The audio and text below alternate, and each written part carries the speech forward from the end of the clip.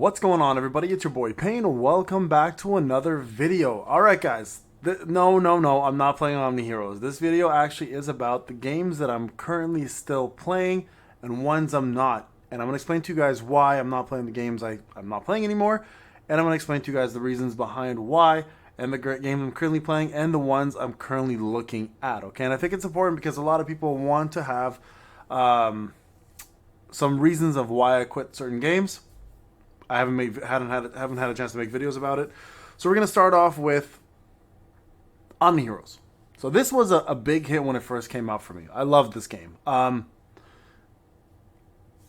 The game does a lot of things right, but then does a lot of things wrong. So first off, let's talk about what it does right, because I think it deserves some praise in that department. So first off, it respects your time, right? This game has a lot of skip options, has a lot of options that allow you to understand the game better. Also gives you options to not have to understand the game and still beat content. For example, there's a deploy button where you can click on it, or a clear content button, I believe, where it shows you who finished what content that you're stuck on using what teams and formations, allowing you to, if you have the same people, just automatically deploy those units and relics, and boom, you can have the same chance as the other folks do, right?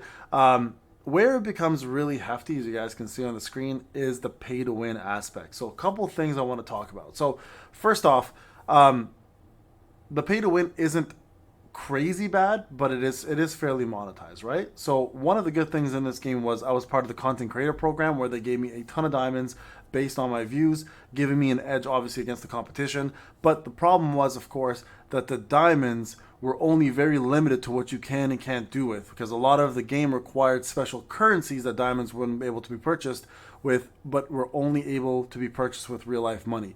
So I'm going to go back and forth between good and bad, right? So the monetization was very, very hefty, and it required you quite a bit of money to stay on top of the game, especially if you wanted to be one of the top 30 to 50 players. Okay, so that was a big part. Now, something this game does that's beautiful that no other game really does is this, what you're looking at, the synergy system. The synergy system allows you to use various units with their own synergy and then pair them with other synergy units of the same kind and create these effects, right? So there are 4 different kinds of synergies, up to 3 to 4 different kinds of synergies depending on what you're using, allowing you very versatile gameplay, and again, creating a tier list that really doesn't exist anywhere else, which is not based on unit but based on synergy. So this is a very, very unique system that Omniheroes does right, but unfortunately at the end of the day it just falls flat because of the monetization. Whenever a brand new character comes out, it replaces, it power creeps, and then it was really hard to keep up. So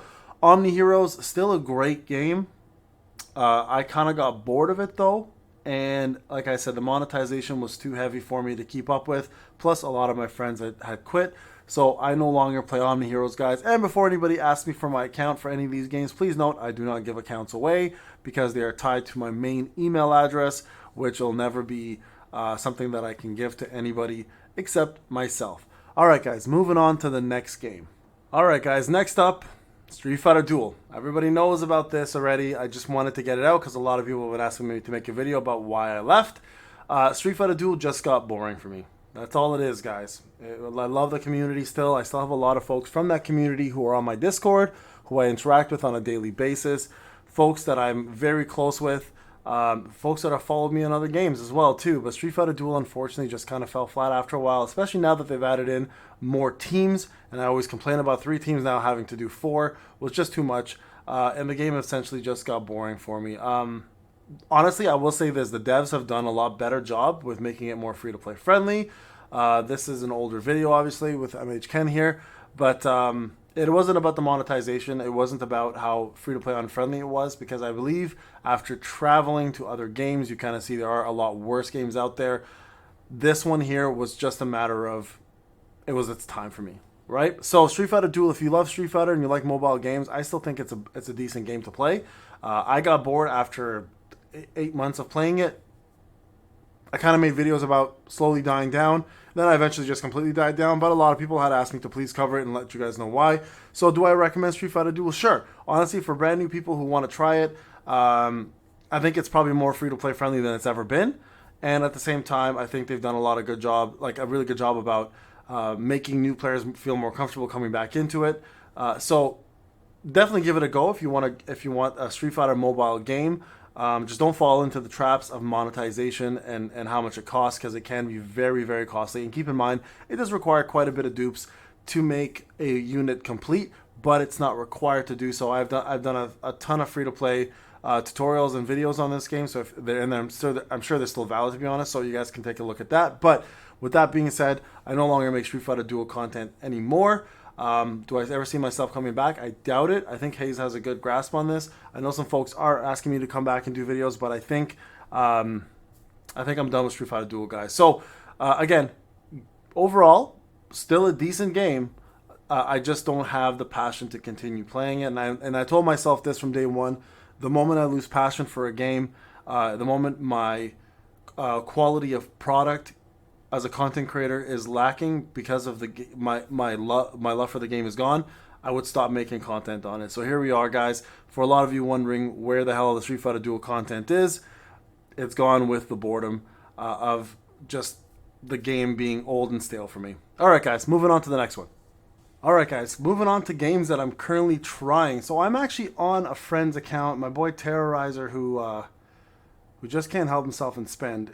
Let me use his account, and he was just like, bro, go try this out and use my crazy whale account. So I did. I jumped onto his whale account. I'm on Terrorizer. So he spent about $900, and I think this is going to make me kind of quit the game after seeing what he was talking about, okay? So I jumped onto his account, and I started playing. He's like, go and farm, use all my EXP, go to like consecutive battles, right? And just farm the crap out of this game and see how nuts and how crazy hard it is to get simple things like EXP potions, okay? So he has a lot of things unlocked here that I've never seen. So God's Raid is something that I wanted to continue playing, but it's just way too heavily monetized. Okay, so I'm going to show you his account here. Okay, so he spent quite a bit of money. So he told me he spent roughly about 800 to 1,000 just to play this game, because he's just a spender like that. He enjoys playing games as a whale. And he was just like, bro, this is one of the worst experiences he's had as a whale in a very long time. I thought, you know what, it wasn't too bad getting some of these characters through the game, but he explained to me how to get mythic characters, which he started, absorbing. They look cool as hell. The fights are really cool as well too. The biggest problem, he said, is just like getting simple things like EXP pots to level up your characters. Unless you're spending an arm and a leg, you're not getting very far in this game, even if you're spending thousands of dollars, right? So this kind of turned me off. Now this game is currently in an early beta, I believe, which is sitting in a couple different countries. So Canada's one of them, so we both have access to it. And I will say, as beautiful as it looks, it is very, very boring after a while. They have a hefty increase in power and a wall that stops you unless you spend a ton. So for example, he's on very hard Cemetery Cave. This, like, look at the jump in power here in some of these stages, like 163 all the way to 200k, which is crazy because like he is pretty jacked up and he's only at 134k, and that does make a difference. The power scaling here does make a difference. For example, this boss, he can kill, but then he revives at half health, and he has a hard time doing it. Now, if he puts more money into this, of course, he'll beat it. But, of course, I'm not going to promote a game that's super heavy pay to win and is going to be a detriment to a lot of my folks, right, who play these games. So, a couple things I will say right away. To those who have a hard time spending money, stay away from this game.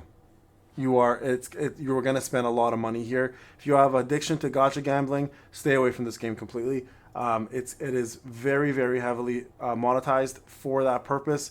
For you guys to be, I'm just going to get this thing for him. I don't even know if you're still going to keep playing this game, but you guys are going to be kind of duped into spending a lot of money, and I don't want that for you guys. So God's Raid, if it comes out the way it is right now, I don't recommend it because it is heavily monetized. Even with I made a video on the fusion system to get characters and stuff, which is really cool. But at the end of the day, it's very limited because now after accessing everything else, you can see that all these characters are not really going to be used only for fusion, but they're also used for god summons or god fusions as well. Here you can, fuse your gods. So there's different things like that. There's god summons as well that you can use your units on to summon gods, which of course eat up all your resources on various different things. Look at this. There's also this whole God's Grace, where you use units to get blessings for your gods. It's just way too heavy on the monetization scale. And it's actually kind of bare bones for content. Even though the content is there in challenge mode, there's the Maze Island, the Hall of Gods, and Tower of Reincarnation, and it looks beautiful. It's just very, very stale. And I'll admit that after playing for a couple days now on his account, even Arena is just way too pay to win heavy. Even though the rewards are nice and they give you pretty decent things as you roll along here, it does cost a lot of money to move up to this ranking, right? So you guys can see his power is 134k, but if you go to the top person, look at this, 419, and look how maxed out everything is, right? So this is not even his team. Like, his arena team is this. Like, so it does take time. These gods are huge. Obviously, getting your gods up is a massive thing. Yeah. So very heavy monetized, guys. If you plan to play this, just please be careful on how much you plan to spend and control your spending, and you might enjoy it. But for me, this is probably going to be a game I'm going to stop playing after seeing this as an eye-opener. All right, guys, moving on to the next one. All right, guys, next up is going to be Reverse 1999. You damn well know I'm playing this game. So this is probably going to be the most free-to-play friendly game on the list. Probably the most beautiful, artistic, original game I've played in a very long time, with stellar characters, incredible gameplay, super, super impeccable events, and honestly, a lot of effort into them. Simplistic yet complex battle system, and at the same time, a game that respects your actual time. That's super important to me, right? The only downfall I have with this game, realistically, at the end of the day, is going to be the stamina regeneration. I stand by that, even to this point. But if you haven't seen me play this game before, everything in this game means a little bit to the player, and also shows the love that the devs have. First off, the storyline. Storyline's actually engaging and actually does matter. So if you do like storyline games, this game does quite a bit of a good job putting a storyline together, and will continue doing so in future patches. Characters.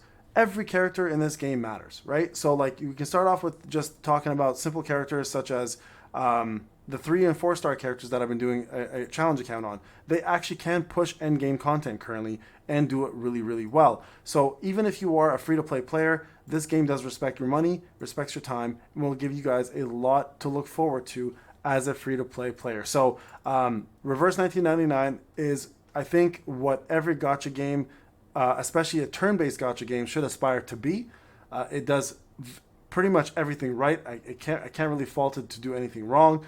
Except for the stamina regeneration, which I still stand by. Some people are like, I don't think that's a good enough, take on that. But you know what? It's my take, and I still believe that the stamina regeneration, or the activity in this game, is its biggest problem. But that's a very small problem to have versus many other gacha games that have way more issues out there. So Reverse 1999 has incredible gameplay, end game content, and at the same time is also very friendly to its players. I will have to admit, it's one of the most refreshing games I've played in a very long time, and you can't go wrong by playing this game. So I highly recommend, guys, if you're looking for a good RPG to play, and you're currently just sitting playing something idly and are waiting for something to drop that you might enjoy, I really do think Reverse 1999 will be for a lot of you. But at the same time, I have to admit, some people, it is very difficult to play. A lot of folks who aren't used to the traditional RPG card style games have a hard time dealing with this game. So I will keep that in mind. It won't be for everybody, but for me personally, I think this game rocks. I think it's